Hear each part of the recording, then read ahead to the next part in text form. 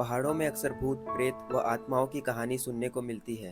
एक तो पहाड़ों में आबादी इतनी ज़्यादा नहीं होती और लोग भी कहीं न कहीं थोड़ी दूर-दूर फैले होते हैं। और रात के वक्त पहाड़ों में पसरा सन्नाटा हमें ये सोचने पर मजबूर कर देता है कि यहाँ कुछ है। बहरहाल दोस्तों, आज की हमारी कहानी भारत के उत्तराखंड के एक छोटे से इलाके एबट माउंट की है, जहाँ 100 साल से भी ज़्यादा पुराना एक खाली वीराना अस्पताल है। इसके पास ही डॉक्टरों के लिए बंगला या स्टाफ क्वार्टर भी बना हुआ है। इसमें उस वक्त के ब्रिटिशर्स अपने परिवार के साथ रहते थे। लेकिन अचानक एक दिन इस हॉस्पिटल में ऐसा क्या हुआ कि उसके बाद से लोगों ने यहाँ आना बंद कर दिया और फिर धीरे धीरे यह एक हॉन्टेड हॉस्पिटल के नाम से जाना जाने लगा। दोस्तों, हॉस्पिटल के पीछे की पूरी कहानी जानने के लिए वीडियो में अंत तक जरूर बने रहिएगा और कहानी अच्छी लगे तो चैनल को सब्सक्राइब करना ना भूलें। चंपावत जिले से तकरीबन 15 किलोमीटर की दूरी पर स्थित बसा है एक छोटा सा कस्बा, जिसे माउंट एबॉट के नाम से जाना जाता है। एबॉट माउंट को ब्रिटिशर्स के शासनकाल में अंग्रेजों ने बसाया था और दुनिया भर में इस जगह को इसकी खूबसूरती के लिए जाना जाता था। ये कस्बा हिमालय और प्रकृति की गोद में बसा हुआ है। यहाँ से सबसे नज़दीक शहर लोहाघाट है, जो करीब 7 किलोमीटर की दूरी पर स्थित है। इस कस्बे को Abbott mount John Harold Abbott द्वारा बसाया गया था, इसीलिए इसका नाम भी माउंट एबॉट रखा गया। इस जगह पर आज भी उस समय की करीब 16 पुरानी हवेलियां मौजूद हैं।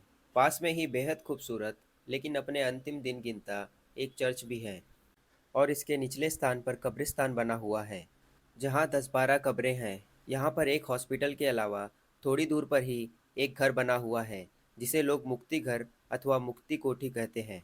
आपको बता दें कि इसी इलाके के आसपास मशहूर शिकारी जिम कॉर्बेट ने एक बाघ का शिकार किया था और इसलिए भी यह इलाका काफ़ी मशहूर है। इस इलाके के आसपास गुलदार का भी आतंक रहता है। एबॉट ने लंदन जाने से पहले यहाँ बने बंगले को एक चैरिटेबल हॉस्पिटल के नाम कर दिया। उनकी तमन्ना थी कि यहाँ एक अच्छा हॉस्पिटल बने ताकि आसपास के पहाड़ी लोगों का इलाज हो सके। इस हॉस्पिटल में मुफ्त इलाज, अच्छे डॉक्टर, दवाइयाँ और तमाम सुविधाएं थी। कई साल बीतते चले गए, अस्पताल चलता गया, यहाँ नए डॉक्टर आते रहे और पुराने जाते रहे। इसी क्रम में यहाँ मॉरिस नाम के एक डॉक्टर परिवार के साथ आते हैं। उनकी डॉक्टरी काफ़ी मशहूर थी। वह किसी भी मरीज को ठीक कर देते थे। लोग उन्हें भगवान या जादूगर मानने लगे। शुरुआत के कुछ महीनों तक सब कुछ ठीक चलता रहा, लेकिन अचानक से डॉक्टर मॉरिस की भविष्यवाणी मशहूर होने लगी।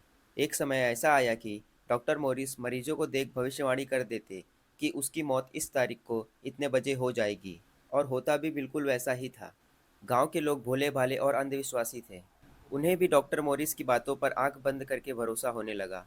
कहा जाता है कि ऐसी 100 से ज़्यादा मौतें हकीकत में उसी टाइम पर उसी दिन हुई जो डॉक्टर मॉरिस ने बताई थी। उस दौर में यह सब घटनाएं ज़्यादा बाहर नहीं आई, क्योंकि तब इतने साधन नहीं थे कि इन दावों की जांच हो सके। इसके अलावा उस वक्त मीडिया भी उतना नहीं था। लोगों ने डॉक्टर मॉरिस को अपार शक्तियों का स्वामी मान लिया। धीरे धीरे समय बीतता गया और अचानक एक दिन डॉक्टर मॉरिस की पत्नी और बच्चे की मौत हो गई। इसके कुछ ही दिन बाद डॉक्टर मॉरिस की भी मौत हो गई। उस बंगले के पास मौजूद एक चर्च के करीब एक कब्रिस्तान भी था। डॉक्टर मॉरिस के पूरे परिवार को उसी में दफनाया गया। उस चर्च में लोगों का आना जाना भी रहता था।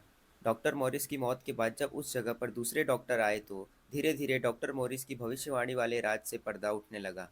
गांव वालों ने जब नए डॉक्टरों को डॉक्टर मॉरिस के बारे में बताया कि वो ऐसे ऐसे भविष्यवाणी करते थे, तो डॉक्टरों को भी अजीब लगा, क्योंकि कोई भी डॉक्टर मरीज की मौत की एकदम सटीक भविष्यवाणी नहीं कर सकता है। यह असंभव है। ऐसे में नए डॉक्टरों ने इसकी छानबीन शुरू की। सबसे पहले छानबीन में यह पता चला कि डॉक्टर मॉरिस दिन में 10-15 मरीज देखते थे और इनमें से कोई एक मरीज जिसकी हालत सबसे ज़्यादा खराब होती थी, उसके बारे में मॉरिस भविष्यवाणी करते थे। मॉरिस की भविष्यवाणी के साथ ही उस मरीज को उठाकर उसी हॉस्पिटल के एक ऐसे कमरे में रख दिया जाता था जिसमें सिर्फ और सिर्फ डॉक्टर मॉरिस को जाने की इजाज़त थी।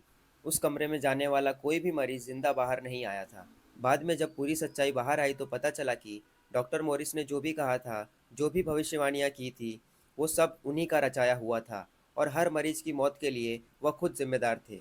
कहा जाता है कि डॉक्टर मॉरिस एक बेहद काबिल और महत्वाकांक्षी डॉक्टर थे। वह मेडिकल फील्ड में काफ़ी आगे जाना चाहते थे।